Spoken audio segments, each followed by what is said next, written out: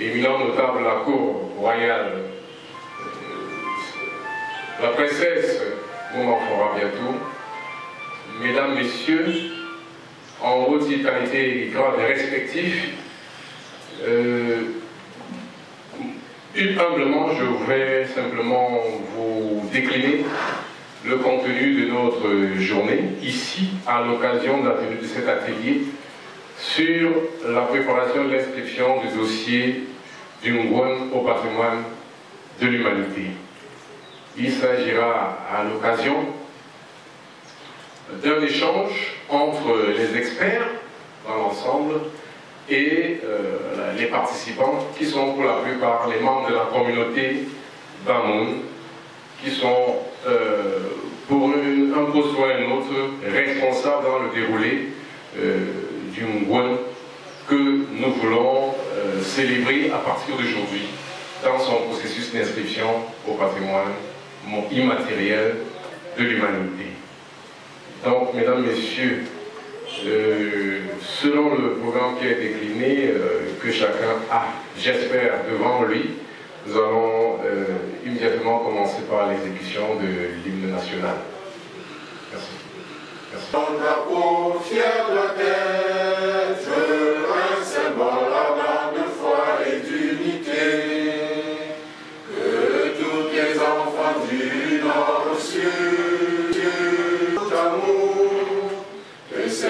que ce soit leur seul but, pour les patries des chéris, tu es notre seul et vrai bonheur, notre joie et notre vie, à toi l'amour et le grand honneur. Merci.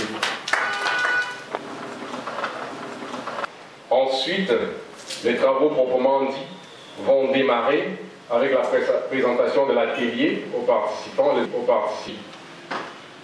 À la suite, nous aurons la présentation de la convention 2000 dans le processus d'inscription. Après une brève pause, après cette présentation, nous aurons par M. Baudion Nana, expert, la présentation du principe détaillé du principe de consentement libre et éclairé,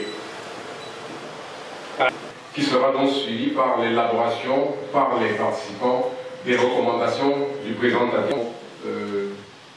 Tout de suite, écoutez le mot de bienvenue et le message.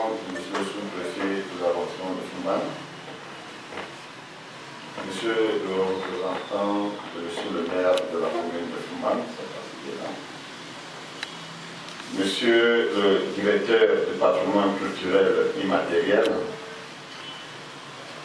Madame la sous-directrice du patrimoine culturel immatériel, Monsieur le délégué régional des arts et de la culture pour l'Ouest,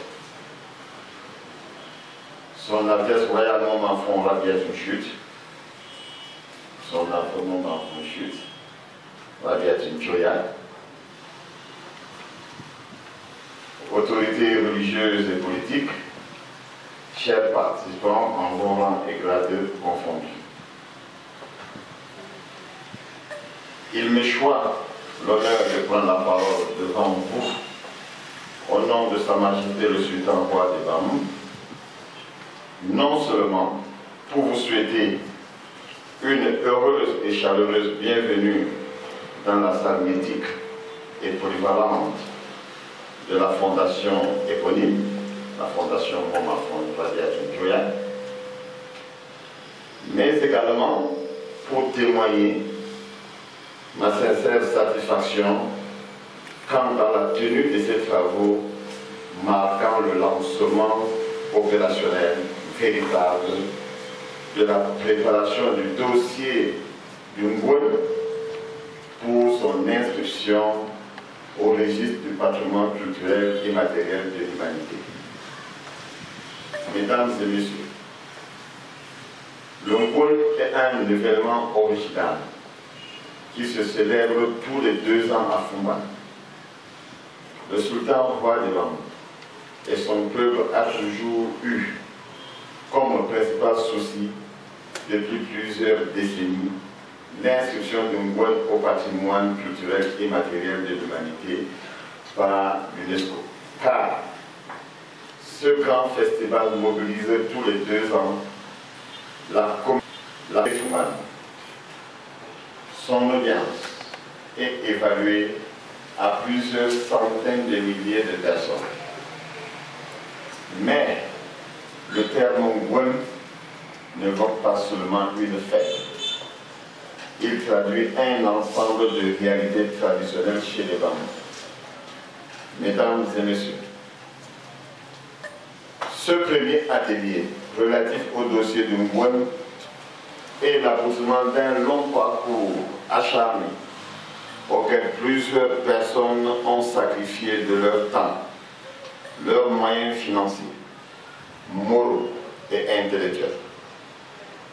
C'est l'occasion idoine pour nous de leur témoigner toute notre tenons à remercier l'État camerounais qui ne ménage aucun effort pour la réussite de ce projet à travers le ministre des Arts et de la Culture qui a non seulement mené des travaux d'inventaire du patrimoine culturel camerounais dont le Ngwen faisait partie, mais aussi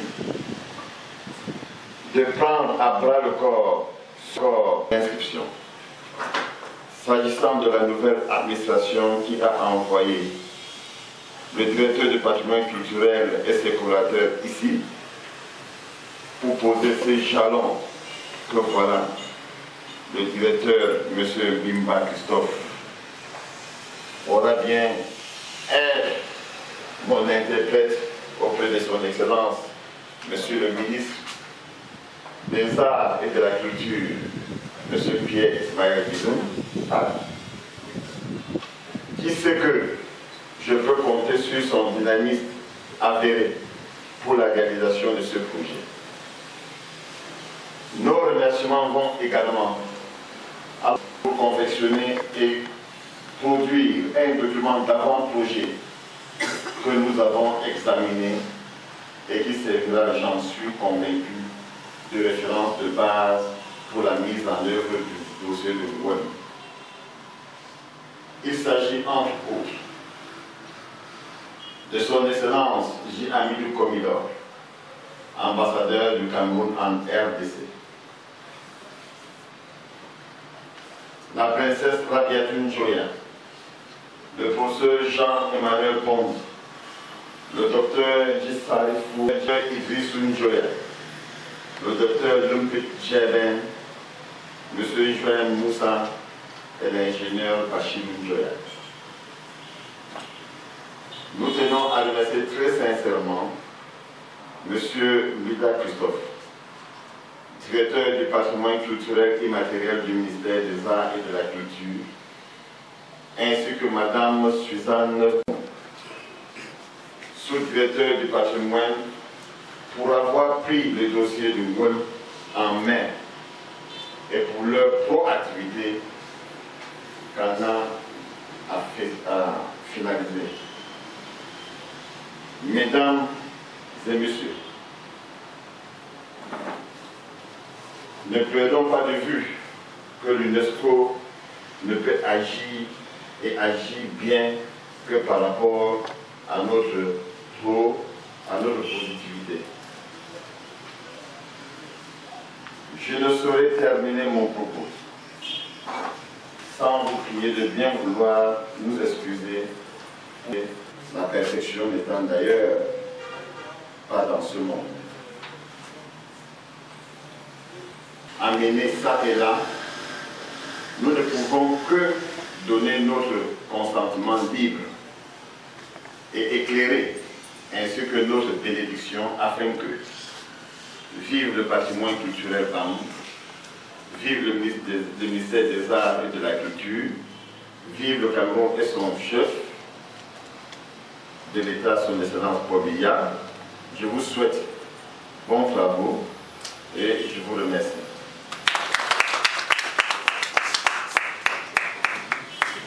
Travailler dans le travail d'apprêtement du dossier d'inscription du Ngouem. Et immédiatement, j'ai l'honneur d'introduire en ce moment l'intervention, l'allocution de M. le délégué régional des Arts et de la Culture, représentant du ministre des Arts et de la Culture. Princesse, distingués invités, mesdames et messieurs en bon rang titre et qualité, c'est pour moi un agréable de voir d'être ici ce jour dans cette salle pour présider au nom de monsieur le ministre des Arts et de la Culture au lancement de l'atelier relatif à l'inscription, au processus d'inscription du Ngouem sur la liste représentative du patrimoine immatériel de l'UNESCO.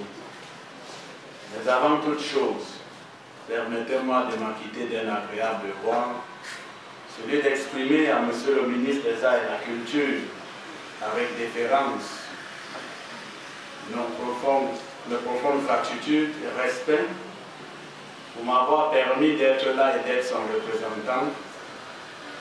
Et je voudrais également, par la même lancée, remercier Sa Majesté, la princesse, toute la communauté, tous les efforts qu'il ne cesse de faire pour que le monde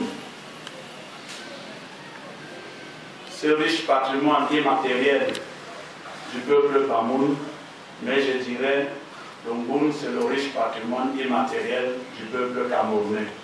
Voilà pourquoi le ministère des Arts et de la Culture et le gouvernement s'est engagé à faire de Ngun le patrimoine à inscrire en premier lieu sur la liste indicative de l'UNESCO. Distingués invités, point n'est plus à la tergiversation.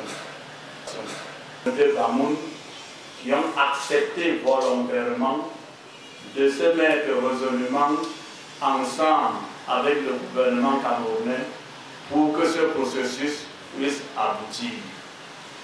Nous devions cultiver la connivence, nous devions cultiver la solidarité, nous devions cultiver la complémentarité pour que le processus puisse aller très vite et que nous puissions également ouvrir les portes à d'autres secteurs de l'immatériel dans notre pays, car notre pays est riche et varié.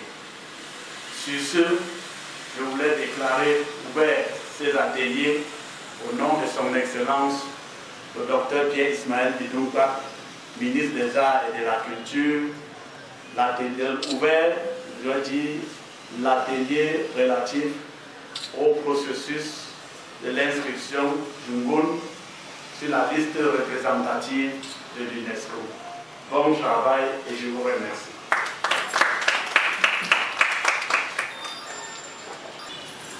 Je remercie Monsieur le délégué régional des Arts et de la Culture. Merci Monsieur le délégué régional. Avons observé une pause qui permettra aux notables de la Cour de se retirer à la suite de son adresse royale le premier adjoint. Nous allons... Je travaille dans le patrimoine depuis très longtemps. J'entends parler du Ngun depuis très longtemps, mais c'est la première fois que j'ai l'opportunité d'être dans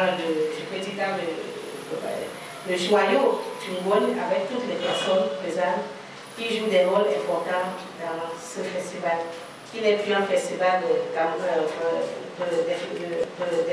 un festival africain, et nous voudrions maintenant qu'il soit un festival mondial, parce qu'il faudrait qu'il rentre dans la liste du patrimoine 2 ans. Donc nous n'avons pas été pressés, mais à poser des actes qui nous permettront de former un bon dossier. Mon collègue a revenu dessus après, pas une affaire du ministère des Arts et de la Culture. Le Ngun, c'est d'abord un patrimoine Bamoun, un patrimoine de communauté de Foumac, et c'est vous qui choisissez de le porter sur la face du monde. Donc, c'est d'abord le premier objectif de l'atelier. Dans le principe de consentement libre et éclairé. On va en reparler en détail avec mon collègue M. Gaudion. Ce principe de consentement libre et éclairé veut dire que vous n'avez pas été, parce qu'en fait, c'est vous qui le préparez. Nous le portons, nous vous accompagnons, mais c'est vous qui donnerez toutes les informations qui devront être portées à la face du monde. L'objectif de l'atelier est également la sensibilisation. Savoir que le monde n'est plus notre affaire à nous, mais il sera et pouvoir avoir l'ouverture d'esprit, de s'ouvrir au monde et de pouvoir recevoir l'enrichissement qui pourrait en découler. Les enjeux du dossier sont très importants, on y reviendra. Classer un élément, c'est d'abord une fierté pour le Cameroun. La convention a été signée en 2003. Le Cameroun l'a ratifié en 2012, mais en 2019, nous n'avons pas encore un élément classé patrimoine de l'humanité. Et le Cameroun a mis la priorité sur 2 éléments, le Ngun et le Ngolo. Mais le Ngun est davantage plus avancé. C'est la raison pour laquelle nous sommes là aujourd'hui. Donc, si nous travaillons bien, peut-être aurons-nous la chance que le Ngun soit le premier élément que le Cameroun classera sur la liste de l'humanité du patrimoine mondial immatériel. Donc voilà pourquoi je vous demande, pendant cet atelier, de nous fournir tout ce que vous pouvez comme information et surtout, ce n'est qu'un premier atelier, ce n'est qu'une première atelier, ce n'est qu'une personne qui seront les patrons de cet atelier, seront la base sur laquelle nous compterons pour la suite du processus. D'autres personnes pourraient s'ajouter, mais sachez que c'est à part vous que nous commençons et c'est vous qui serez les piliers du dossier. Donc c'était en gros vous expliquer l'enjeu du dossier. Et comme je vous l'ai dit, le FUMBAC est déjà très connu sur le plan national par rapport au monde. Imaginez que le dossier est classé patrimoine immatériel sur la liste revendicative. Soyez préparés à vous ouvrir au monde. Ça veut dire que quand il y aura le monde, ce ne sera plus que les Camerounais. Les gens peuvent partir des États-Unis, de partout, et c'est très important de se préparer déjà à s'ouvrir au monde, parce que ça peut arriver de manière brusque et il faut savoir comment gérer ces choses. Donc, c'est autant de choses que nous le développons souvent dans le processus par rapport à la sensibilisation pour comprendre que le monde ne nous appartiendra plus bientôt. Le monde appartiendra à l'humanité et soyons préparés à cela. Je vous remercie.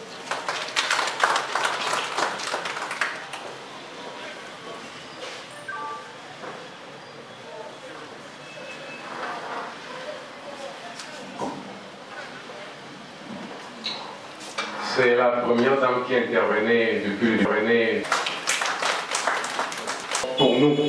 Donc, je crois que nous sommes engagés ici, selon les propos de Madame No, à nous battre pour que tout soit mis en jeu afin que le Ngouane prenne la bonne distance qu'il faut pour son instruction. Je vous remercie.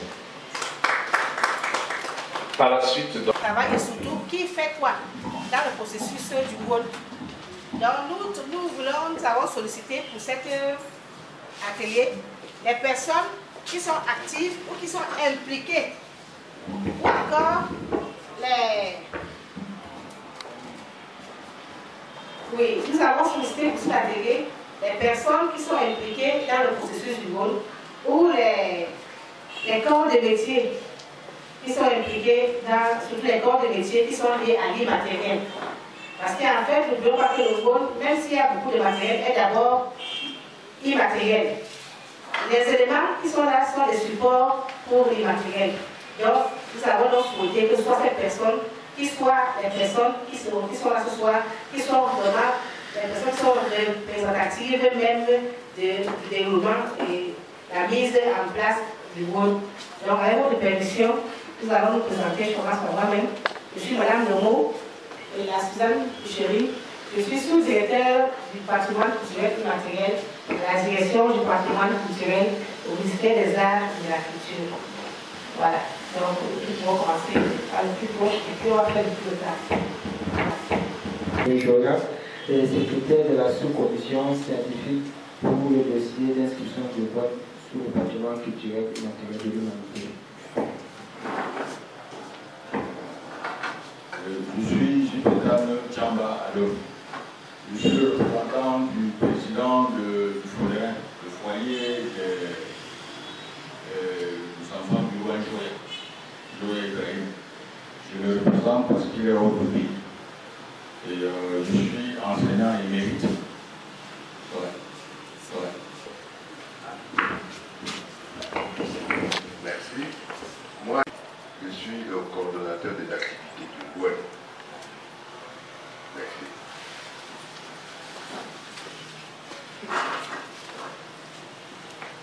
Bonjour à tout le monde. Moi, je suis Tita Fon, Sandou Maman, troisième vice-premier notable de la Cour, en même temps notable qui détient la case secrète, c'est-à-dire la chambre secrète du Ngouane. Merci. Merci. Je suis Guillaume Serge Pascal, le délégué régional des arts et de la culture pour l'Ouest. Je représente le ministre à cette cérémonie, dont je sais qu'on pose nos collègues. Donc, c'est Merci beaucoup, je suis Monsieur Terra, bien toujours et qui fait traductrice et je représente moi-même. Oui, je suis Maman Fon, Jimoulio. Oui.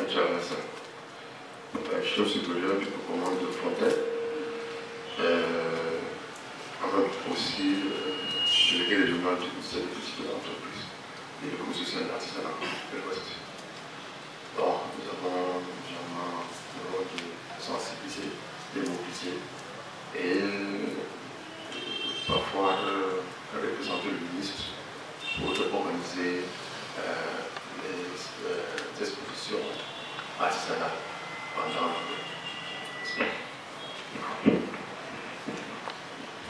Je suis Bodio Monana, expert sur le dossier. Monsieur Bodio, je voudrais quand même me rappeler. Pierre Henry, délégué départemental des arts et de la culture du NUN, consultant auprès de Sa Majesté le Roi, consultant roi des Bamoun en affaires culturelles. Merci. Merci. Présidente du cercle de réflexion pour le développement du NUN. Merci du NUN. Gala Boni Justine, représentant du délégué départemental de l'éducation de base pour le NUN, conseiller pédagogique dans cette délégation. Je vous remercie. Je vous remercie. Bonjour à tous. Je me nomme Ibrahim Monia Monta. Je suis le coordonnateur national de l'action pour la promotion du multiculturalisme, des arts et des langues de culture nationale. Par ailleurs, président du club Chumon du NUN et sa diaspora. L'hymne national du Rwanda est toujours exécuté par nos élèves en Chumon. Merci. Bonjour à tous, c'est Mohamed Amadou Dalil, inspecteur de la documentation à la délégation des arts et de la culture du NUN. Merci. Good morning to everyone. I'm called Asol Lofri, controller of documentation at the British Panel. Dans le domaine de la culture et du patrimoine. Dans le domaine du patrimoine matériel, immatériel et naturel, diversité des expressions culturelles, des droits d'auteur.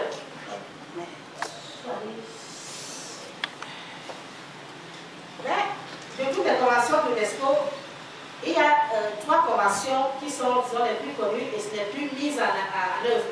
Il y a la convention de 72 sur la protection du patrimoine culturel, du patrimoine mondial culturel et naturel. On l'appelle généralement la 72 ou la convention de 72. Il y a la convention pour la sauvegarde du patrimoine culturel immatériel, la 2003. C'est celle qui nous concerne le plus, parce que c'est elle qui nous permet. Et enfin, la convention sur la protection et la promotion de la diversité des expressions culturelles. En fait, ces 3 conventions ne sont pas totalement séparées, elles se chevauchent, puis elles sont liées les unes les autres. Voilà. Donc, si on fait une petite comparaison entre la 72 et la 2003, la 72 s'occupe de la conservation des biens du patrimoine mondial. Ici, vous m'entendez parler des biens et d'éléments. Quand on parle des biens, c'est le patrimoine culturel. C'est le patrimoine culturel, c'est des biens, des sites culturels. C'est ça qu'on appelle bien. Quand je parle d'éléments, ça concerne le patrimoine immatériel. Donc, ça permet de faire la différence entre biens et éléments. Donc, quand je parle de biens, comprenez que c'est le patrimoine naturel et culturel. Donc, il concerne la 72. Quand je parle d'éléments, c'est les éléments, ça concerne la 2. La 72 également s'occupe du patrimoine culturel naturel. Et la particularité de la 72, c'est qu'elle recherche la valeur universelle exceptionnelle. En gros, c'est quoi? Ça veut dire que si nous devons classer les bâtiments de la ville de Foucault, tous ces bâtiments ont une valeur, n'est-ce pas? Une valeur familiale, une valeur affective, une valeur historique. Bon, maintenant on dit on veut la valeur universelle exceptionnelle. Ça veut dire la valeur qui surpasse toutes les valeurs, qui vaut la peine d'être mise en œuvre. Si on demande si vous pose une question à Foucault, quel est le bâtiment qui pour vous représente une valeur universelle exceptionnelle? C'est quel bâtiment? Voilà. C'est le palais du Bandouya. Voilà. Parce que le palais du Bandouya fait l'histoire de tout le peuple du Bamoun. Vous voyez que la maison de notre père a une valeur. Mais le palais du sultan a une valeur universelle exceptionnelle. Donc c'est un peu comme ça, de manière simple, comment comprendre la valeur universelle exceptionnelle. Et c'est ça le concept qui sous-tend plus la Convention de 72. Et dans la 72, il y a aussi l'authenticité et l'intégrité qui aident à définir la valeur de l'esprit exceptionnel. Ça veut dire que quoi? L'authenticité est souvent dans les biens culturels et l'intégrité dans les biens naturels. Parlons encore du palais du roi du verre. À quoi est-ce que on a deux bâtiments. On peut classer deux bâtiments au niveau du palais. Lequel des bâtiments est le plus authentique? Entre le musée, le nouveau musée et l'ancien musée. Lequel est le plus authentique? Pourquoi? Oui, allez-y, allez-y. Parce qu'à l'époque où ce musée était construit, il n'y avait pas ce qu'on conçoit aujourd'hui comme étant la norme moderne. Bon, il a fait ça. Et est-ce que depuis la construction, est-ce qu'il y a eu changement au niveau de la construction des matériaux? Ou c'est les mêmes matériaux qui sont toujours, où le changement a été radical ou il a été progressif? Alors que le nouveau, on peut parler des ciments, comme on dit tout à l'heure, la caille ancienne, c'était avec la base de tubes de maman à la bien d'eau. Donc, vous voyez un peu comment on peut définir les critères, les valeurs, les valeurs naturelles qui lui donnent même cette beauté naturelle. Mais si aujourd'hui on va construire un immeuble à côté du Mont Bafik, le Mont Bafik perd de son intégrité. Vous voyez, il n'a plus sa valeur. Voilà. Donc, qui sous-tendent les valeurs, qui sous-tendent les critères de la 72. Dans la 2003, on parle de sauvegarde culturelle et matérielle. Nous avons le culturel et le social. C'est-à-dire que dans le matériel, on prend en compte le côté culturel et social, même festif. Quand on parle de festival, dans un festival, on a un côté social, pas l'aspect social, on a un aspect culturel. Et dans la 2003, on en oublie là-dessus, c'est les communautés concernées qui définissent la valeur. Ça veut dire quoi? Le vote n'a de valeur que la valeur que vous donnez au vote, que vous portez le vote à un niveau universel. Et aussi, contrairement à la 92 ou à la 72, on est attentif sur l'authenticité, l'intégrité, c'est-à-dire sur les choses qui ne bougent pas, qui ne changent pas, en même pas. Donc maintenant, on comprend aussi la 2005 et la 2003. C'est-à-dire que la culture doit quitter du côté contemplatif au côté positif. Si vous ne pouvez pas vivre de votre bien culturel, c'est que vous n'avez pas su exploiter. Donc la 2005 permet à la culture de quitter le côté contemplatif pour devenir une industrie, pour devenir productive et génératrice de moyens, d'éviter même les pratiques concernant l'activité. Le PCI est une pratique collective transmise de génération en génération. Ça c'est important. Voilà pourquoi on parle de sauvegarde. Parce que la sauvegarde vient de garder, c'est-à-dire avoir quelque chose qui nous a été légué et faire en sorte que nos enfants puissent l'avoir. On parle de la sauvegarde et c'est une pratique collective comme le vol.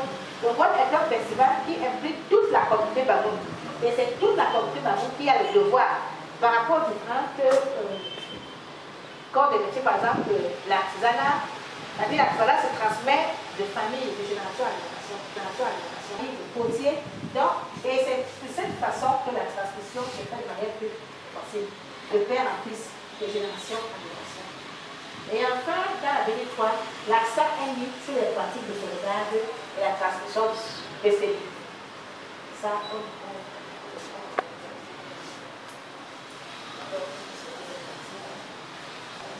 sauvegarde. Le respect, sensibilisation et appréciation mutuelle, coopération et assistance internationale. La liste, la 2003 a deux listes.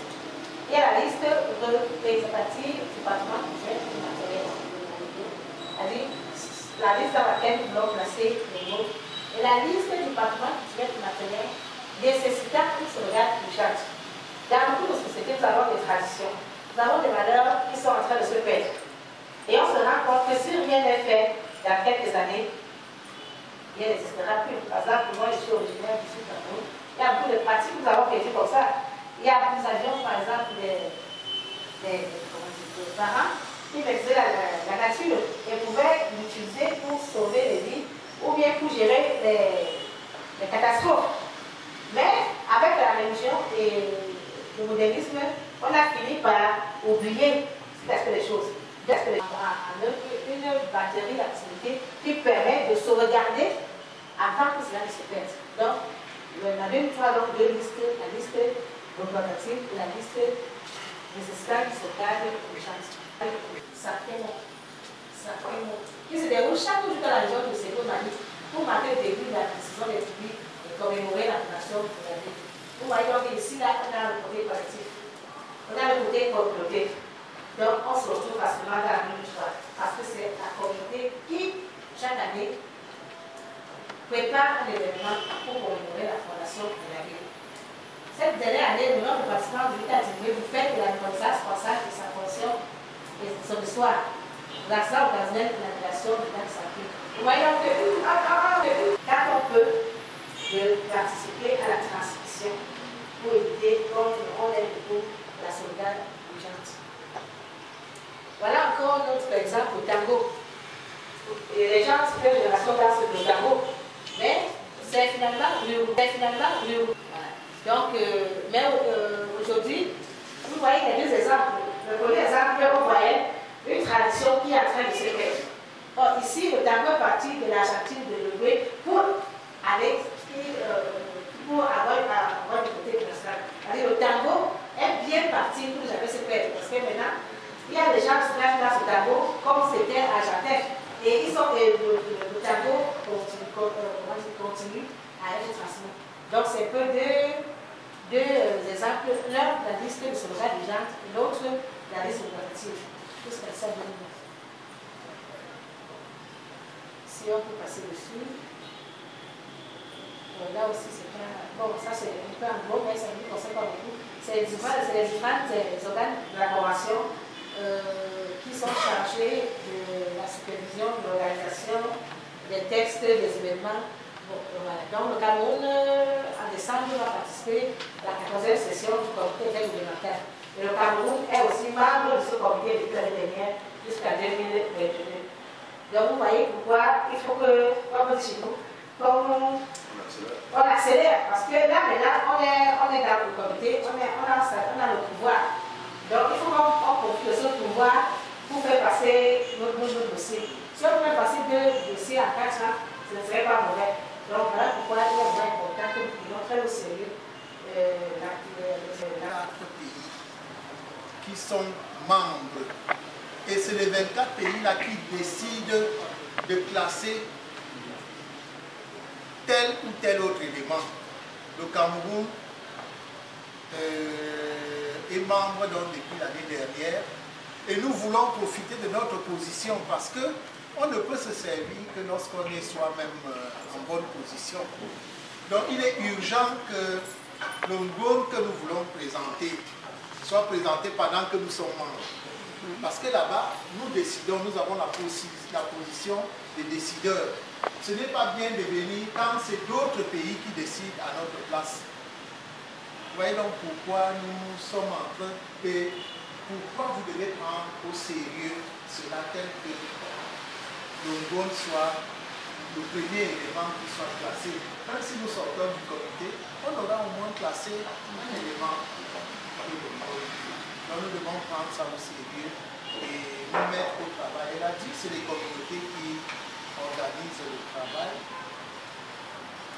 Nous savons le dynamisme de la communauté Baboun et la communauté Tika en général, parce que le Ngôn concerne pratiquement toute la communauté Tika.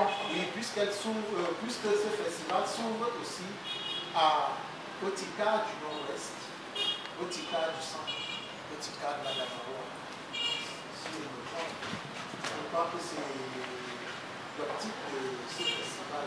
Et bien que comme vous l'avez dit dans la présentation, le Gaulle sera un événement national et international, même à la limite. Nous avons eu la chance d'avoir des témoignages d'un certain nombre de pays qui ont classé des événements culturels comme cela. Vous avez dit que le Gaulle attire souvent combien de personnes ici? À peu près 100 000, 200 350 000. Si le jour où on signale que le Gaulle est classé patrimoine de l'humanité, le prochain Gaulle, ce sera multiplié par 10. Multiplié par 10 le nombre de personnes qui viendront. Et vous allez voir qu'à partir d'une Gaulle, on aura un aéroport ici à Sambana. À partir d'une Gaulle, même les routes qui vont desservir le Noun seront aménagées parce qu'il faudrait qu'on essaie d'organiser le pays qui doit recevoir les touristes venant des autres pays lors de cette célébration. Donc, c'est quelque chose de sérieux. Nous devons prendre cela au sérieux. Et nous verrons qu'à partir de cet événement, le Noun sera un pôle de développement de notre pays. Voilà, c'est un peu ce que je voulais ajouter dans la présentation qu'elle a faite. Mais je voudrais que vous ameniez une formation en insistant sur l'importance de la société civile, la communauté dans le processus de qui monte et porte le dossier et vont le présenter. Parce qu'on a souvent, si le dossier d'une bonne est monté, l'organisation d'une bonne va désigner des gens qui vont le défendre au comité où on aura à présenter ce dossier. Parce qu'on se dit, ce sont ces communautés qui sont détentrices du patrimoine culturel concerné et qui peuvent mieux l'expliquer. Et pour bien l'expliquer, il faut connaître le patrimoine. Ce n'est pas elle, Madame Nomo, qui peut défendre le groupe. Parce que lorsqu'on va poser des questions, il y a des questions qu'elle ne pourra pas, auxquelles elle ne pourra pas répondre. Voilà. Nous, c'est pour cela qu'il est question pour les communautés comme la communauté Bamoun qui prépare le dossier, d'abord de savoir, de choisir dans quelle liste, elle a parlé d'abord des listes là-bas, dans quelle liste le dossier sera présenté.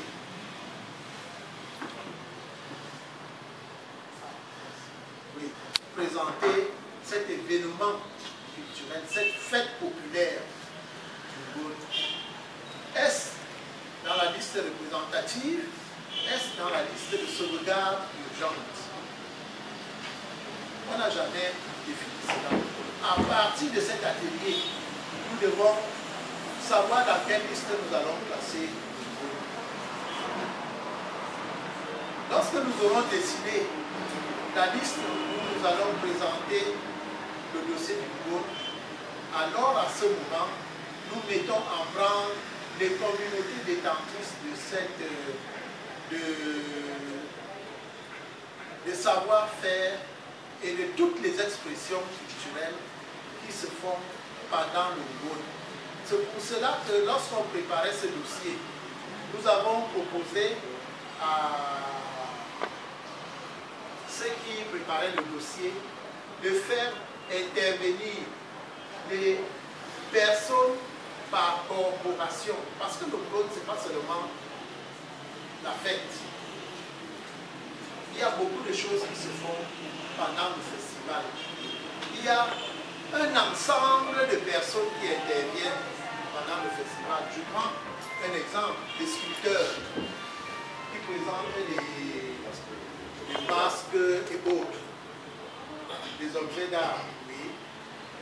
Ces sculpteurs devaient se retrouver dans la préparation du dossier. Nous avons les femmes qui préparent la nourriture, le japche, avec l'art culinaire, elles doivent se retrouver dans la préparation du dossier. Parce que c'est tout cet ensemble-là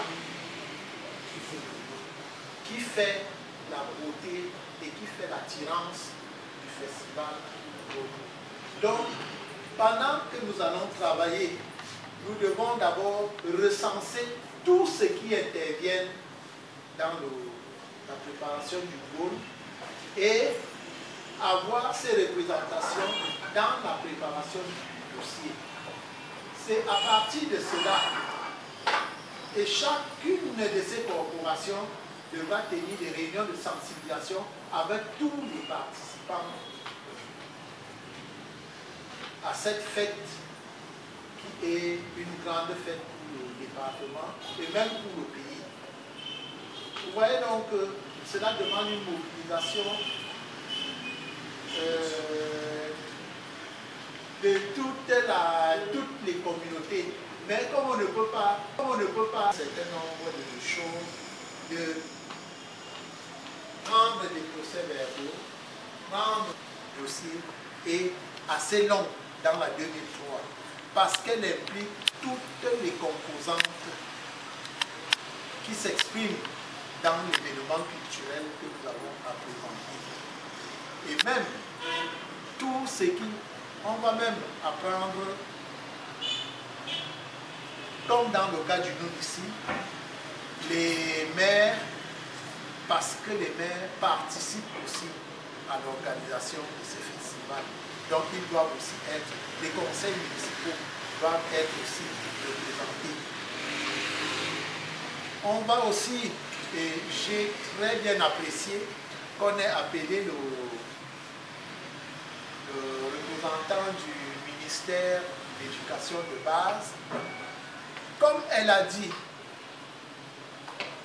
le Ngoni est un patrimoine immatériel dont la transmission doit être assurée. Il est question maintenant au niveau de la formation de nos enfants, formation formelle et informelle, de mettre au programme l'enseignement de tout ce qui intervient dans le festival du Ngoni. Ce n'est qu'à partir de cela qu'on prendra au sérieux le dossier du Ngoni. Et j'ai encore suivi qu'il y a un représentant de l'Institut des Beaux-Arts. Ça rentre aussi dans la pérennisation de ce festival. C'est pour dire que dans ce département, on a tous les atouts pour le classement du festival. La formation peut être assurée. Il suffit de montrer dans le dossier que nous avons des écoles qui enseignent aux enfants et qui continuent de former les enfants à un niveau inférieur et supérieur dans le domaine que nous avons à présenter. C'est déjà une très bonne avancée dans la préparation de notre dossier. Elle a parlé maintenant de la société civile. Cette société civile, parce que le Ngoni est un événement des ONG, des associations, toutes les associations culturelles, en fait, doivent quand même, le maximum d'associations culturelles doit être représenté. Je l'ai dit ici, nous avons parlé des corps de métiers qui interviennent dans la préparation de Ngoni. Ces corps de métiers sont considérés comme des associations, donc elles doivent être incluses dans la préparation. Les ONG qui contribuent à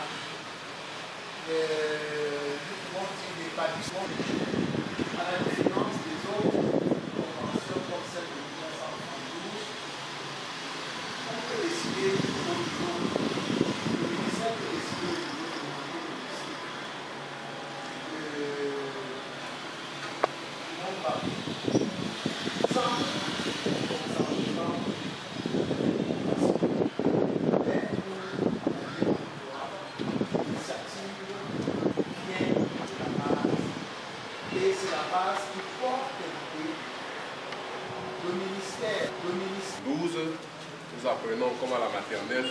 traitons des biens. Nous traitons des biens, c'est-à-dire du matériel. Si nous disons par exemple la fondation Mon Enfant est un patrimoine culturel, c'est un bien culturel. Maintenant, si nous parlons de la préparation d'une japche, c'est un savoir-faire qui est donc un élément culturel et qui relève donc de la Convention 2003. Voilà l'essentiel que nous devons retenir de la différence entre la Convention 112 et la Convention 2003. Évidemment, elle a aussi cité la Convention 2005 qui nous pousse à comprendre que désormais, nous devons finir par faire de l'élément culturel, du patrimoine culturel, soit matériel, soit immatériel, un bien économique ou bien une source de rentrée de devises. Évidemment, chacun d'entre nous vit pour améliorer son bien-être. Donc, si le bien économique, le bien culturel ou l'élément culturel peut faire des rentrées de devises, c'est que c'est une très bonne chose. Et dans l'évolution de la présentation de la Convention 2003, elle a présenté deux articles essentiels que sont l'article 17 et l'article 16. L'article 16 qui parle donc de la liste représentative du patrimoine culturel immatériel et la liste du patrimoine culturel nécessitant sauvegarde urgente. Je crois que chacun d'entre vous a suivi. La différence est qu'entre les deux, sauvegarde urgente, ça veut dire que ce patrimoine culturel est menacé de disparition. Et le processus doit arriver une démarche d'urgence. Et nos travaux, c'est une inscription normale, dans un processus normal, représentatif.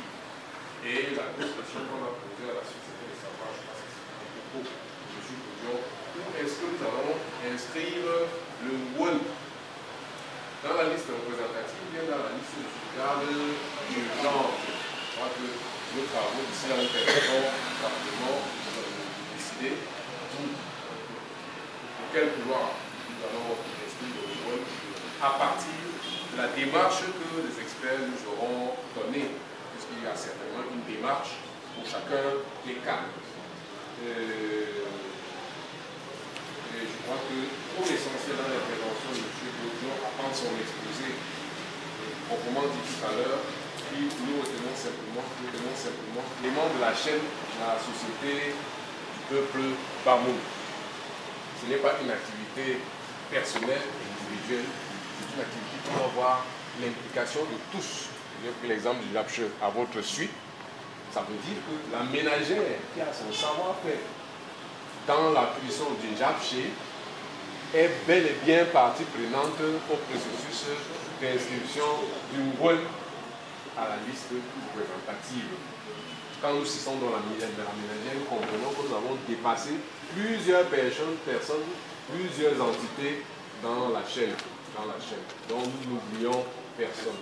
Et en dernier, pourquoi évidemment, on a dit que dès que nous entreprenons, on doit mettre de côté toute implication de l'enjeu politique. Je crois que l'expert, en le disant, en a bonne conscience parce que c'est un homme du terrain et il connaît que ce sera une grosse difficulté pour nous, mais que nous savons tous qu'on sera costaud pour pouvoir rapidement dépasser cette difficulté. Et le deadline qui m'a frappé, c'est le 31 mars 2020 pour le dépôt de notre dossier.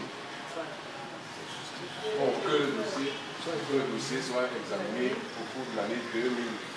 Donc c'est un gros challenge pour nous. Ce sera une fierté pour le royaume Bamoun de présenter son dossier dès février pour accueillir les experts pour savoir est-ce que ça compte encore le temps de quelques questions avant de on va d'abord aux questions, quelques questions des participants ou bien des suggestions ou bien d'autres interventions avant de passer de contribution. Merci. Avant de passer, peut-être qu'on se donne 10 minutes pour cette partie. Ah, et évidemment, après cet échange. Le dossier, quand le dossier est monté, à partir du ministère, nous l'envoyons au secrétariat général de la Convention.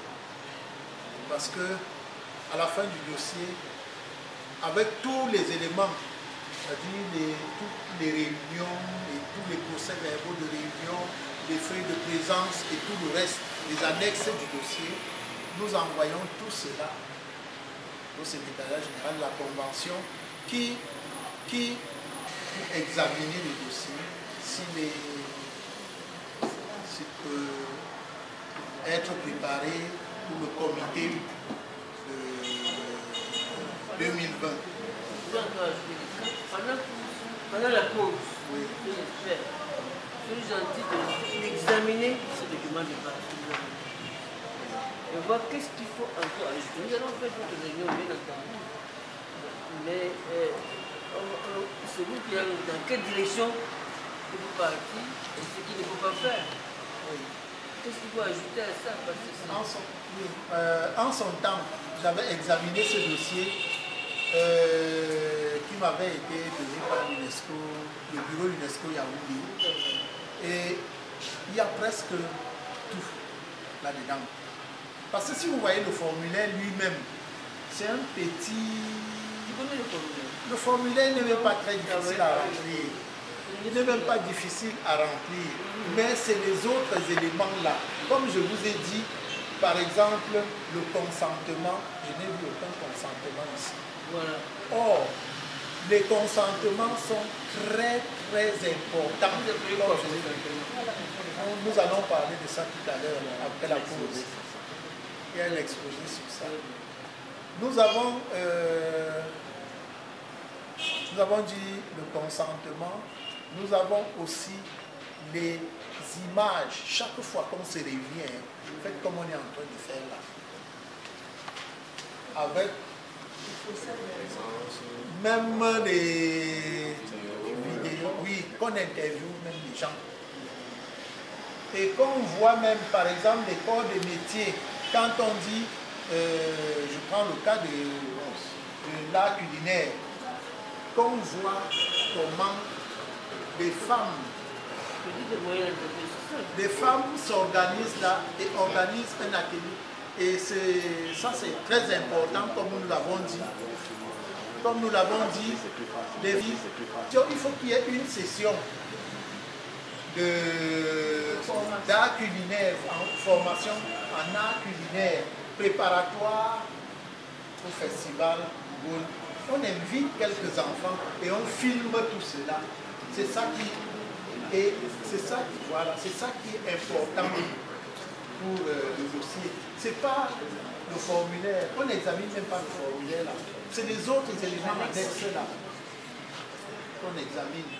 Les vidéos, les reportages, les documentaires que vous faites. C'est ça.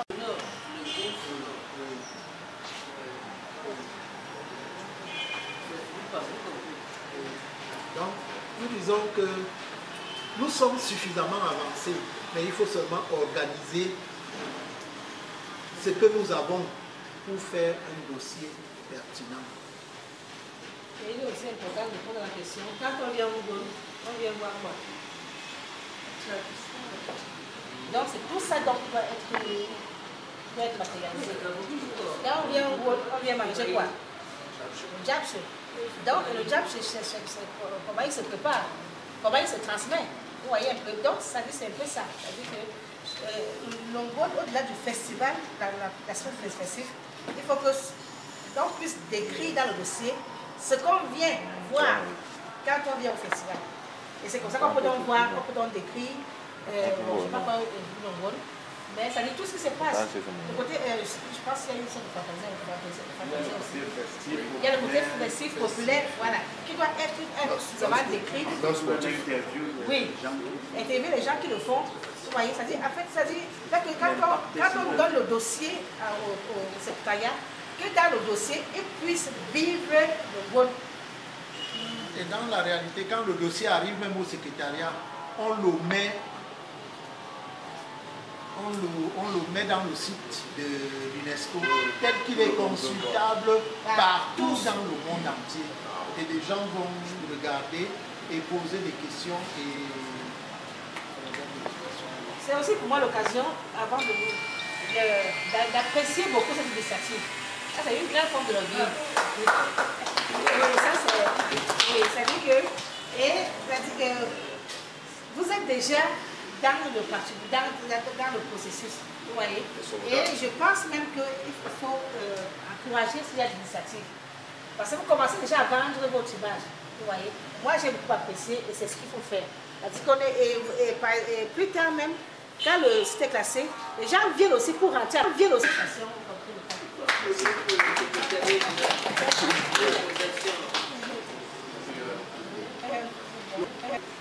Vous avez parlé de la définition de la liste d'inscription.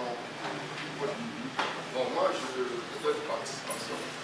Je peux plutôt anticiper en disant que si nous sommes là, c'est parce qu'on veut sauver de notre culture.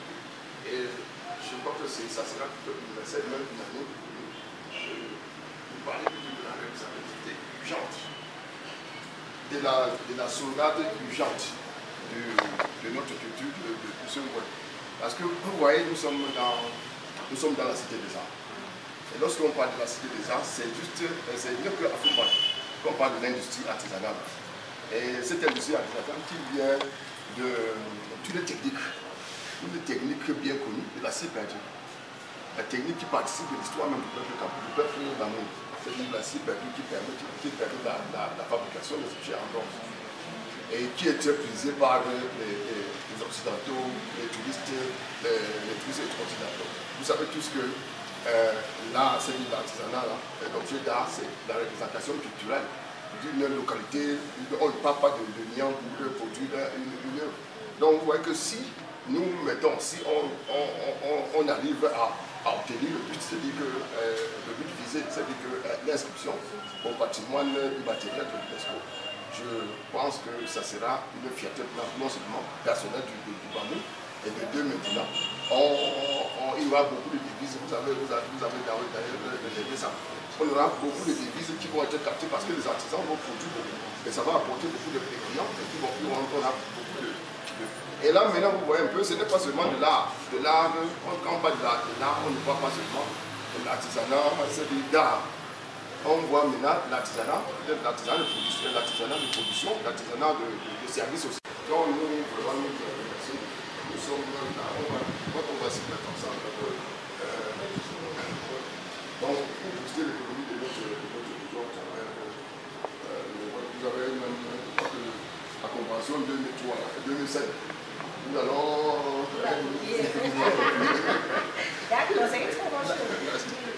Oui, c'est à la fois une question et une suggestion.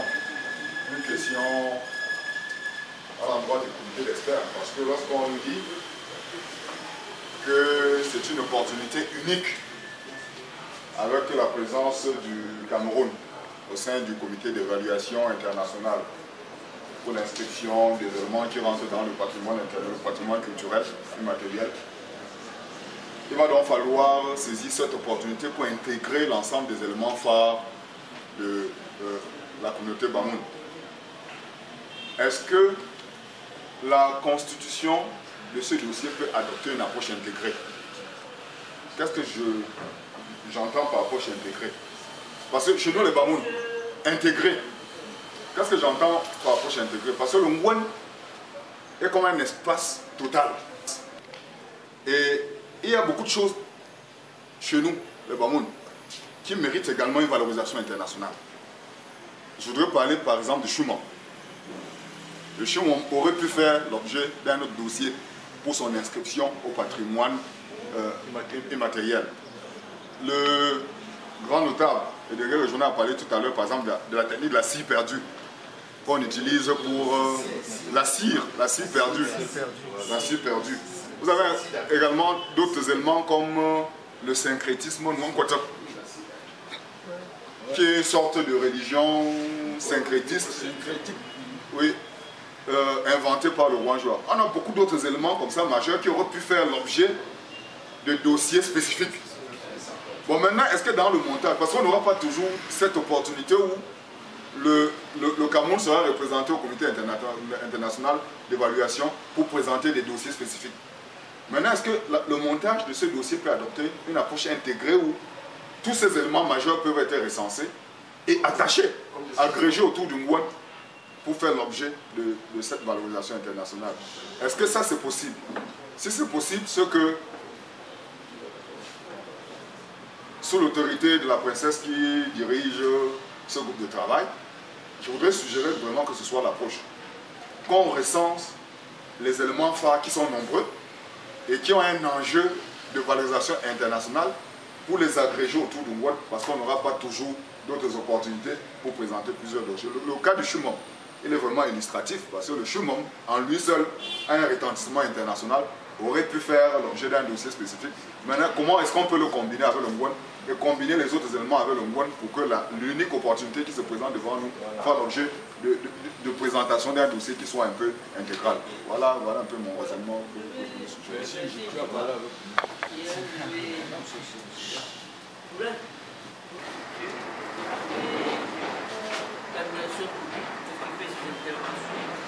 Voilà, je vais répondre avant de passer la parole à l'expert pour qu'il infirme à sa manière à ce que je viens de dire. L'écriture Chumom, si nous le mêlons en Ngouane, c'est une perte pour les Bamou. Il faut prendre le dossier Ngouane en tant que tel, rien que Ngouane tout seul. On n'a pas dit que le Cameroun ne peut présenter qu'un seul dossier tous les 10 ans. Le Cameroun peut présenter ce dossier. Il y a les chutes qui sont au programme. Toujours le Cameroun ne parlait que de celui-là. Je vais vous donner un exemple. Ils ont la rumba congolaise. La rumba congolaise a été inscrite au patrimoine. Rumba congolaise, tout seul. Vous pensez que les Congolais n'ont pas noté la rumba? Ils ont fait ce dossier-là. D'où c'est après ce qu'ils vont faire encore demain ou après-demain, dans 10 ans, dans 20 ans. Je dis que si, quand j'ai commencé à faire ce dossier, je me suis rendu auprès de la master communautaire. Il a parlé comme vous a parlé. Il dit que nous sommes hors sujet. On nous a parlé du Ngouane, restons sur le Ngouane qui est déjà immense, multidimensionnel, etc. Quand nous aurons fini Ngouane, on n'est pas frustré les Chumom. Les Chumom, on a l'an à Cameroun. On va faire le même combat. Ça pendant 10 ans, on va faire quelque chose. Et ça, en plus, on doit calculer par où il y a les Chumom, il y a le Ngouane. Mais c'est le Cameroun, hein. C'est le Cameroun. Dans mon esprit, si on prend les pieds à on met ça, c'est une perte. C'est une perte pour nous n'en pas. Je veux dire, je ne sais pas comment dire. Il va mélanger les choses qu'on ne mélange pas. Il faut gérer le roi d'abord. Et plus tard, on passera au tournement de Chumom. Si Dieu nous permet. Est-ce qu'on peut en fait, c'est ajouter un petit argument. Juste un petit argument pour qu'on sent qu'au-delà de il y a quand même des sous-bassements. Voilà. Donc, ce n'est pas que c'est juste... Mais je vous lirez ça, il y a ça. Ok, bon, voilà. Je vais juste poser une question. De quelle manière le Chumom est lié au Ngouane? Mais en quoi le Chumom est lié au Ngouane? Majesté, tu réponds. Majesté, tu réponds. Par exemple, on chantait l'hymne national en Chumom. Et je pense que ça pourrait être un élément culturel qui pourrait faire partie du tourisme. Les curiosités peuvent venir découvrir dans le royaume Bamou. Et je pense aussi qu'on peut montrer cet aspect-là. C'est-à-dire, vous avez parlé des documentations, des films qu'on peut mettre en annexe dans le dossier, qu'on peut projeter au niveau de l'UNESCO pour montrer ces différentes valeurs culturelles. C'est-à-dire, voilà l'ouverture du Ngouane, il y a l'exécution de l'hymne national qui est faite en Chumom. On peut aussi montrer même une salle où on enseigne même cette écriture, cet alphabet-là, en un laps de temps. On peut, ainsi de suite, pour montrer que si on vient en football, on ne va pas se gêner. Il y a des choses à voir et à vendre. Oui, on peut agencer, agrémenter. Voilà. Avant propos que fasse introduction cheminement opérationnel. Et il y a un numéro 6, une bonne et l'écriture à Kaou. Fait par Dr Mbema. C'est dedans. Mais on n'en a pas fait un cas particulier. Et dedans, la réponse à la question que vous avez posée est dedans. Comment est-ce que nous avons fait pour combiner le Agaoukou avec par rapport au... Voilà. Je demande la parole à suggérer. Est-ce qu'il y a un mal à ce que, dans la présentation du dossier Ngwen, le CHUMOM, pour l'instant, vienne aider à renforcer le dossier Ngwen, qui n'exclut pas que demain, tel que vous l'avez dit, que demain, il soit une reprise d'un projet d'inscription de CHUMOM en lui-même.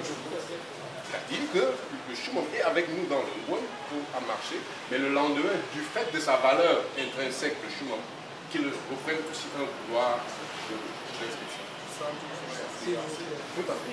Bon, moi je voudrais... Parce que le Ngwen est un ensemble. On présente l'ensemble et on ressort de cet ensemble un certain nombre d'éléments par exemple, cette langue-là participe de l'enseignement, de la transmission du patrimoine culturel plus jeune. C'est-à-dire que là, c'est très important.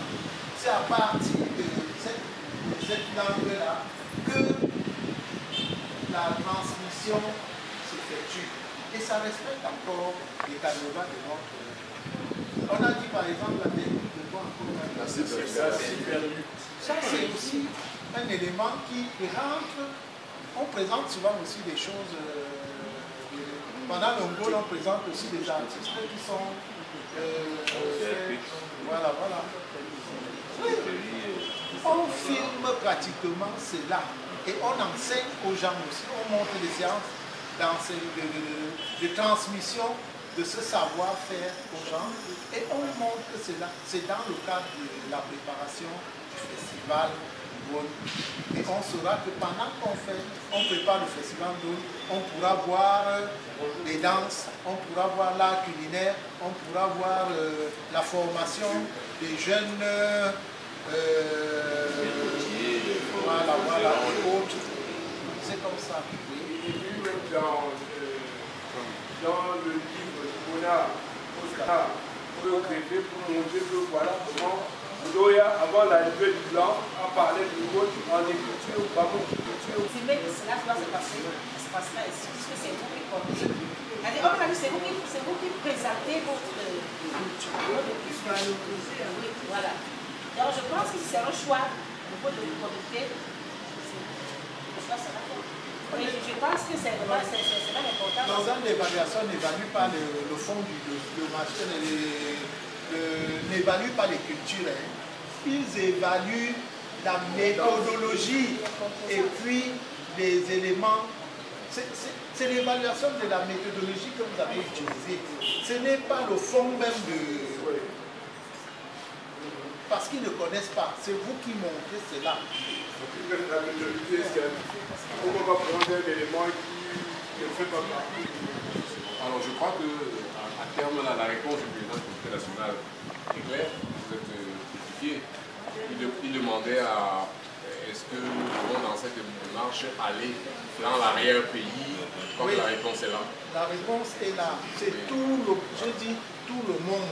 Tous ceux qui sont impliqués. Tous ceux qui sont impliqués. Même au-delà. Même au-delà même du monde. Parce qu'il y a la diaspora États-Unis, diaspora Gabon, tout ça.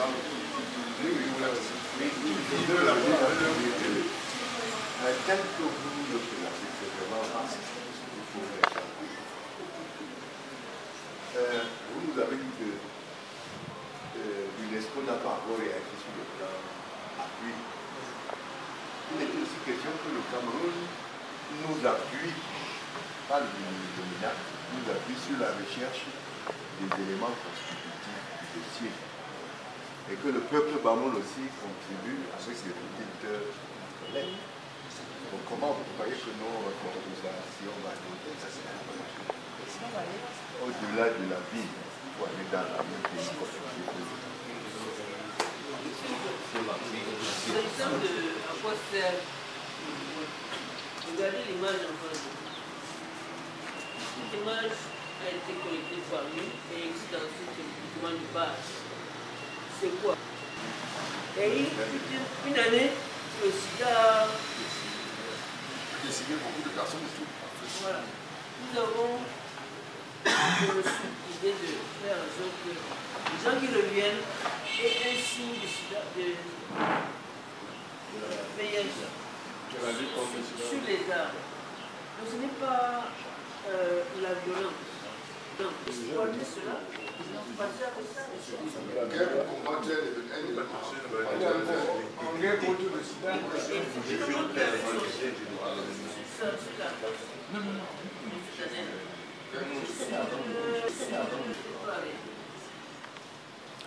Merci. Merci. Vraiment, si vous permettez, le plus gros est en train d'arriver ce soir. Mais c'est bien, ça. Le foisonnement d'idées là démontre que tout à l'heure qu'il y aura de la matière. Donc s'il vous plaît, je vous suggère que nous gardions nos préoccupations. Tout à l'heure, on a étoffé après la présentation du consentement et entendu par l'expert. Certainement, ça va nous donner encore des éléments d'échange, s'il vous plaît. Pour l'instant, attendons-nous la pause café. Merci beaucoup. On applaudit pour vous-même. De l'humanité. En effet, cela fait plus d'une dizaine d'années que la communauté Bamoun souhaite et travaille pour une reconnaissance mondiale et internationale du Ngwen. Au-delà donc de son caractère festif et culturel, le Ngwen, c'est un grand moment de rassemblement, de communion et d'échange économique. On a parlé tout à l'heure de l'économie culturelle entre les fils et filles du terroir avec leurs hôtes autour du pouvoir traditionnel.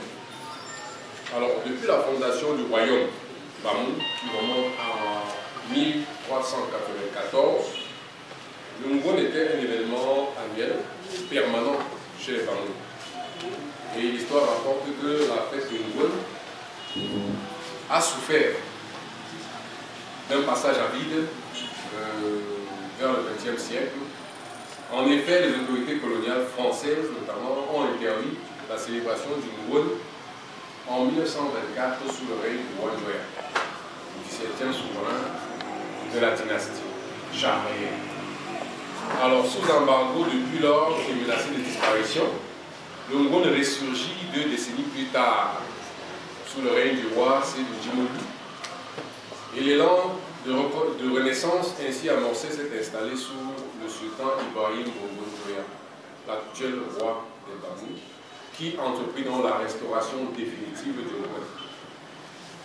Alors, ce rappel historique nous montre l'urgence et la nécessité de la sauvegarde du Ngwen à travers son inscription au registre du patrimoine culturel immatériel de l'humanité dans les conditions qu'exige la Convention 2003 pour la sauvegarde du patrimoine culturel immatériel adoptée à Paris le 17 octobre 2003.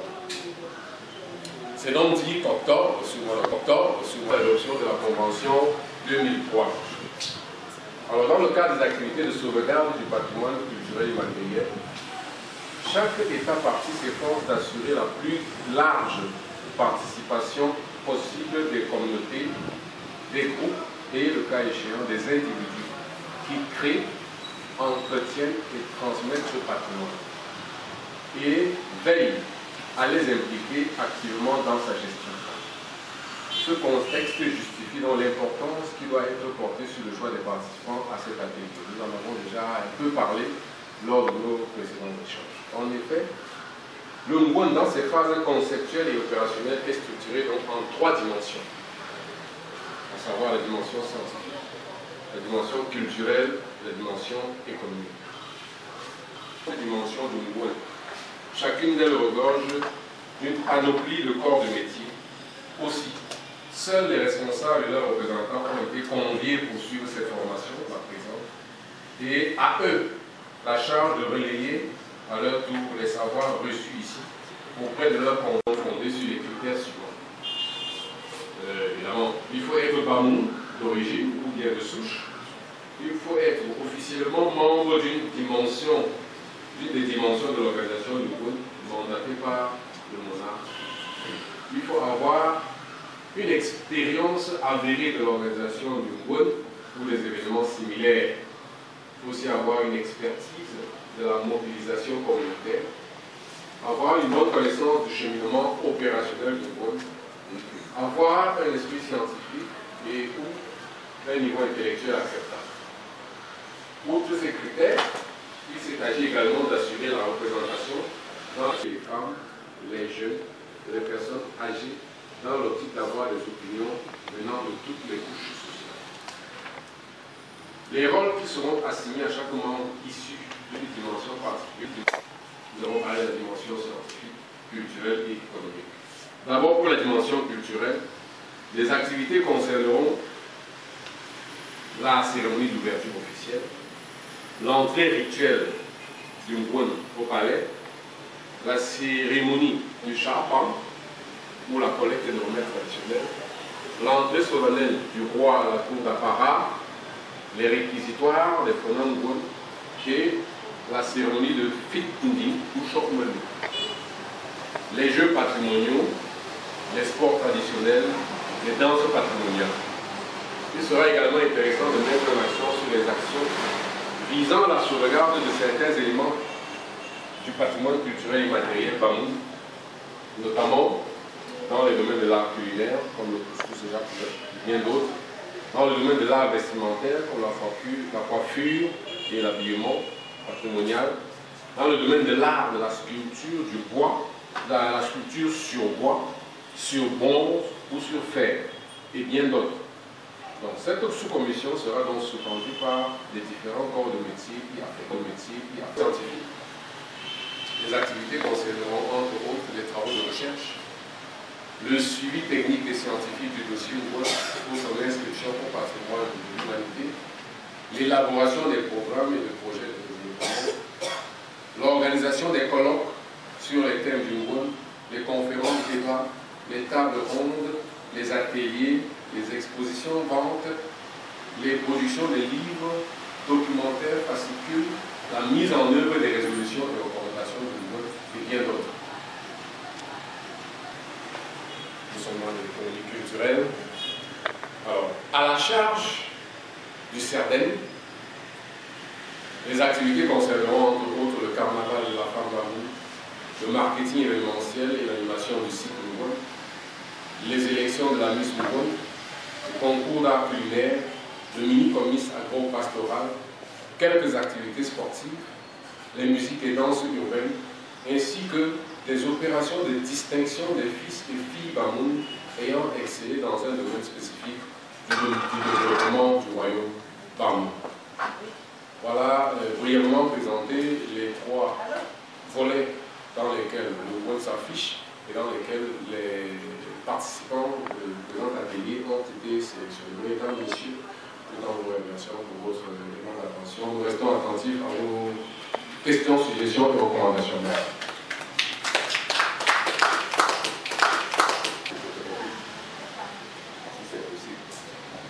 Dans les recommandations. Je pense que nous allons tous, à la fin de notre atelier, arrêter un certain nombre de choses de manière consensuelle. Donc, de tout ce que nous faisons là, nous allons arrêter un certain nombre de choses pour la suite des ateliers et de tout ce qui va dans la préparation du dossier. Donc, il était question pour moi de parler du principe détaillé du consentement libre, préalable et éclairé. C'est les termes qui sont utilisés par l'UNESCO. Consentement libre d'abord, préalable et éclairé.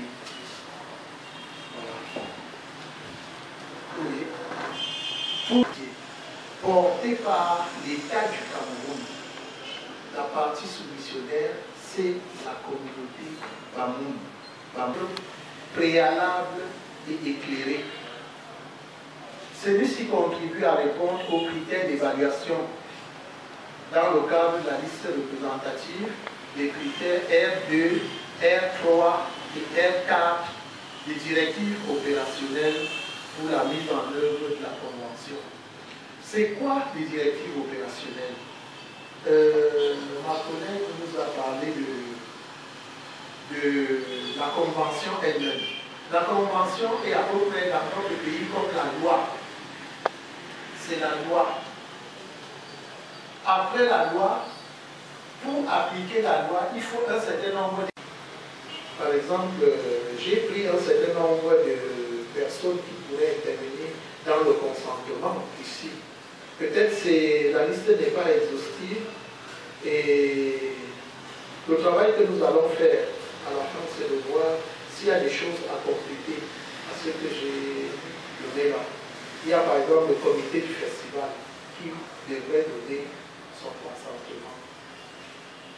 Les différents groupes d'acteurs liés à la promotion du festival. On a parlé donc de ces différents intervenants là, notamment les différents groupes d'acteurs liés à la promotion du festival, les artisans, les artisans.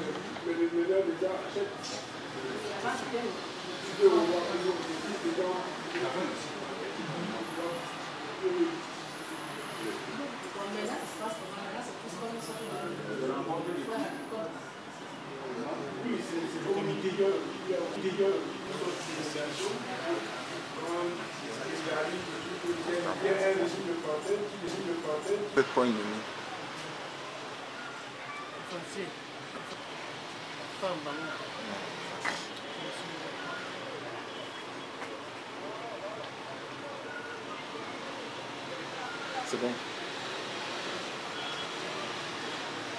C'est bon. Bon, merci beaucoup à Kanamam de nous donner cette opportunité. En tant que responsable, moi j'appelle toujours ça la gardienne du temple de la fondation Princesse Mouafoula Biakidoya, nous avons l'honneur et le privilège d'abriter cet atelier, ce tout premier de son genre sur la préparation du dossier du Mouane pour sa candidature à l'inscription du patrimoine immatériel de de l'humanité. C'est un vieux dossier. Le dossier est vieux, nous avons fait un document de base pour 6 ou 8 mois et nous avons été très heureux de relever, de constater que le ministère est en train de faire sa part de travail en attendant que l'UNESCO fasse le sien. Là maintenant, depuis ce matin, le 22 du mois d'octobre, nous sommes là avec les experts du ministère, avec les responsables du ministère et bien entendu les personnes de ressources du terroir pour réfléchir ensemble sur l'élaboration d'un plan d'action. Un plan d'action qui nous permettra d'élaborer également un programme et aussi bien entendu sensibiliser les uns et les autres pour que d'ici décembre on puisse sortir un deuxième document pour permettre de commencer à faire des pas de géant dans la démarche qui nous conduira à la présentation finale du dossier qui est un gros dossier, qui est un dossier qui prend beaucoup de temps. Merci. Alors, vous allez d'abord m'excuser parce que nous avons travaillé de façon un peu désordonnée. C'est-à-dire qu'on n'a pas commencé. Non, on n'a pas. Vous allez constater que c'est un peu, je ne dis pas que c'est désordonné. Donc,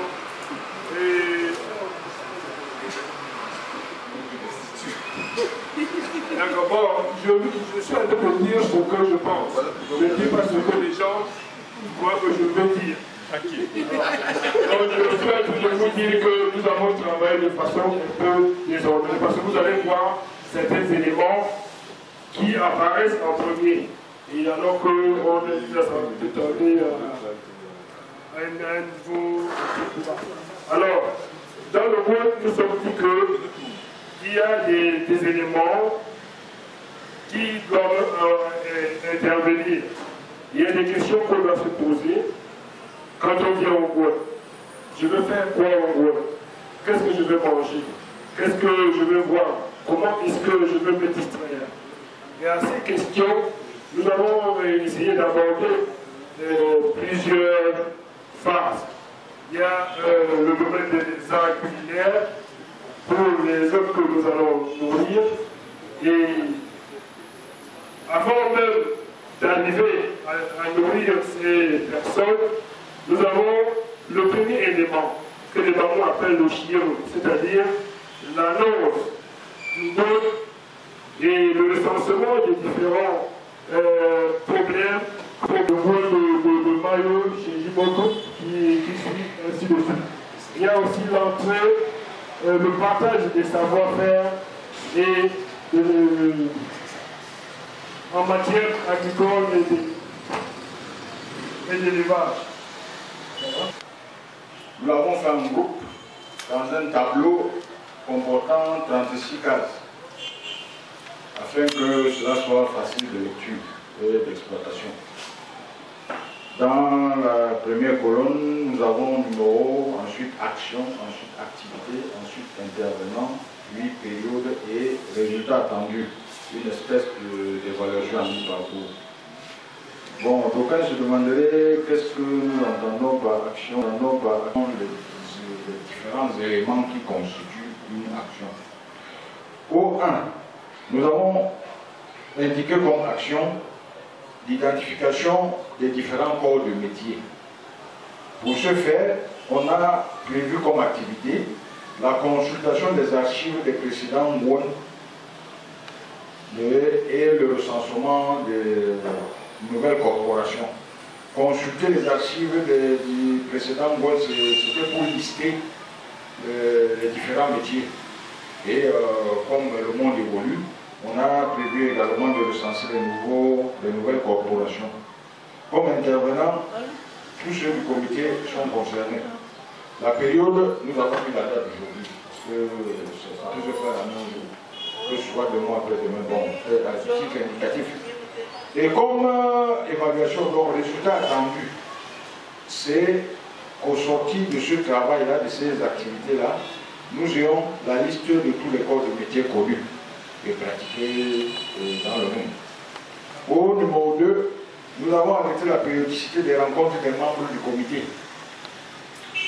Nous avons dit que les intervenants sont naturellement tous les membres du comité et la période doit être hebdomadaire, une fois par semaine. Et comme résultat attendu, on doit déjà connaître le nombre de réunions tenues, naturellement assorti de rapport. Pour ma part, dans ce travail, la précision vaut la peine. La précision et maintenant la mise en œuvre de ce plan d'action, c'est-à-dire que l'exécution, sensibiliser les parties prenantes à respecter le planning qu'on s'est donné, parce que là c'est un défi, je pense. Merci. Oui, je m'appelle Bodjon Onana, je suis expert en patrimoine culturel immatériel. À la question que vous me posez, je dirais que l'Ongwon, comme événement festif, est déjà quelque chose de très important, qui apporte une contribution au niveau de la population locale.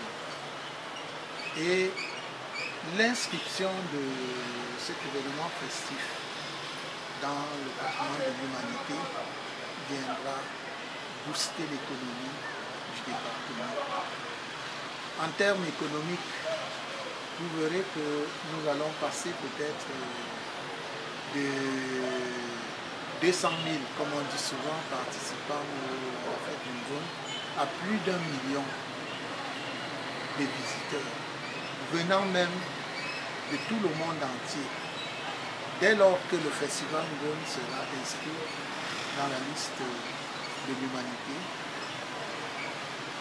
il va renflouer les devises qui vont circuler dans la ville de Fumban. Et l'inscription de ce patrimoine dans la liste de l'humanité permettra aussi le développement de la ville, avec bien sûr l'ouverture d'un aéroport ici à Fumban pour permettre aux touristes qui viendraient des Amériques, de l'Asie, de l'Europe, venir assister au niveau d'arriver dans de bonnes conditions. Et même l'axe, pourquoi pas, Bafoussam Fumban, qui sera un axe à la hauteur de notre pays. Étant donné que l'État du Cameroun aura aussi quelque chose à gagner à travers les taxes que ces touristes doivent payer dans les aéroports. Vous voyez un peu qu'à partir d'un élément culturel comme l'Ongwon, nous pouvons avoir le développement de tout un pays à travers les devises que cet élément culturel apporte dans la vie. Quelles sont vos attentes? Mes attentes, c'est d'abord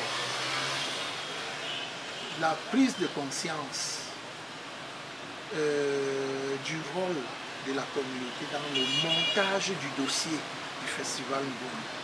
Parce que, en fait, dans la Convention 2003, c'est la communauté Bamoun qui devrait porter le dossier du Ngoni.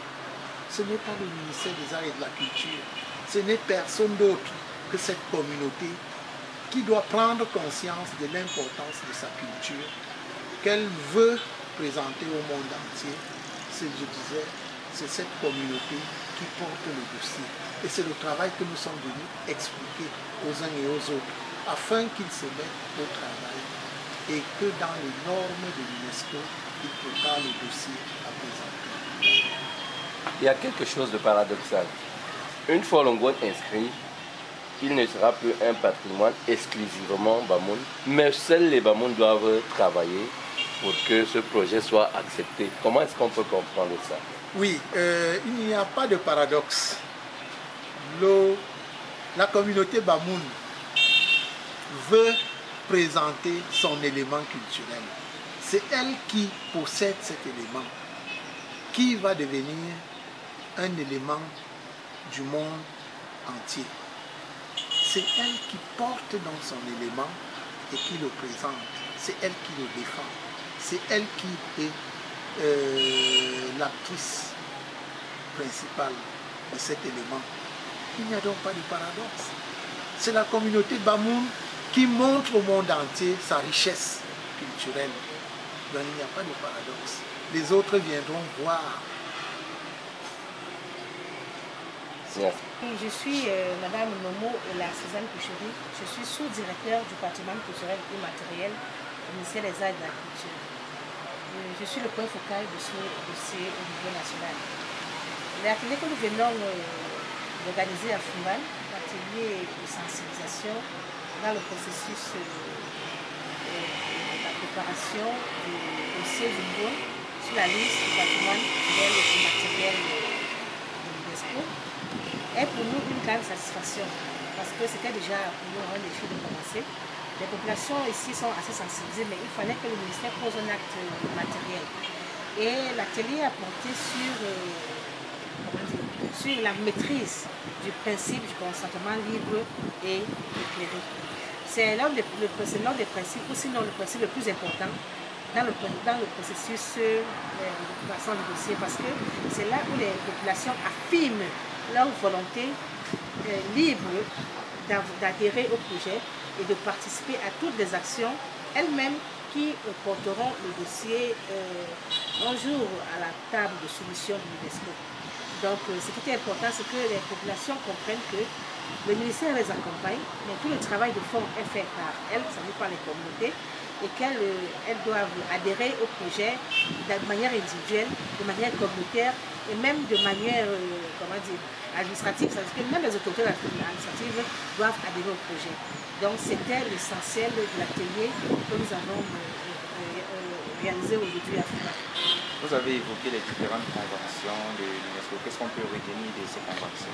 Les différentes conventions de l'UNESCO aident de manière générale à la promotion, à la valorisation, à la protection du patrimoine culturel. Donc la 72 par exemple vous aide à protéger les sites naturels et culturels.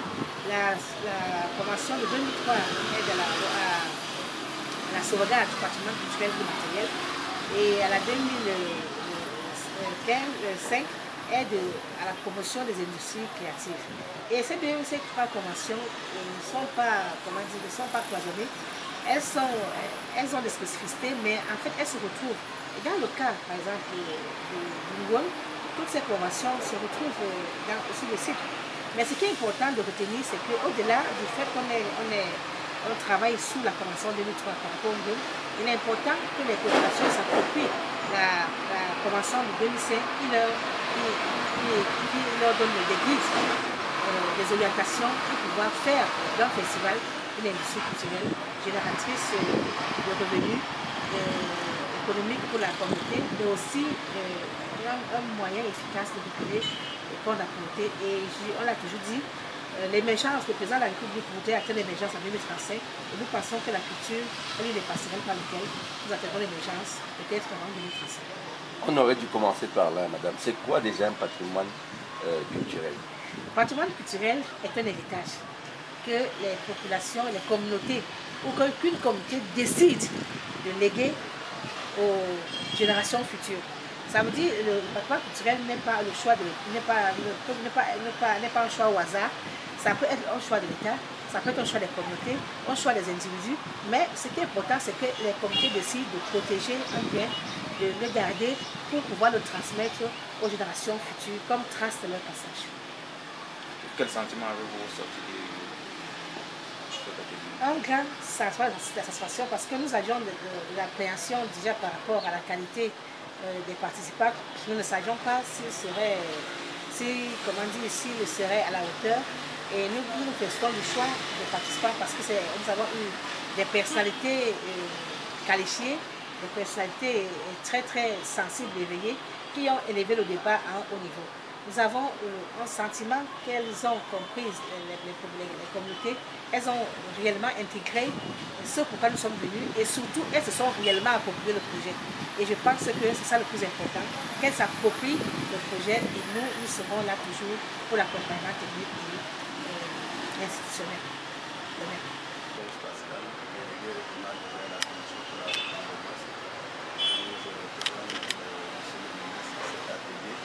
Quel été ouvert ce jour pour le processus d'inscription du Ngoun sur la liste représentative de l'UNESCO. Je crois que la première recommandation forte, c'est le travail en symbiose, en communauté, et que toutes les parties prenantes puissent se mettre résolument au travail afin que le dossier soit prêt pour fin mars 2020. Les communautés sont conscientes et nous, au niveau du ministère des Arts et de la Culture, nous allons jouer notre participation. Il a été recommandé également que nous faisons abstraction de nos différents querelles et que nous puissions avoir un seul objectif commun, la réussite de l'inscription du Ngoun sur la liste indicative du patrimoine immatériel de l'UNESCO. Est-ce que, à l'issue de cette première séance de travail, vous avez une satisfaction, monsieur? Oui, nous sommes satisfaits parce que nous avions compris d'abord que la communauté Bamou est prête et elle est engagée pour que ce processus soit. Le ministère des Arts et de la Culture également est engagé. Bref, toutes les parties prenantes sont engagées et sont intéressées parce que ce n'est pas le Ngoun, le patrimoine de la communauté Bamou que nous voulons inscrire, mais c'est le patrimoine camerounais que nous sommes en train d'inscrire. C'est tout compris de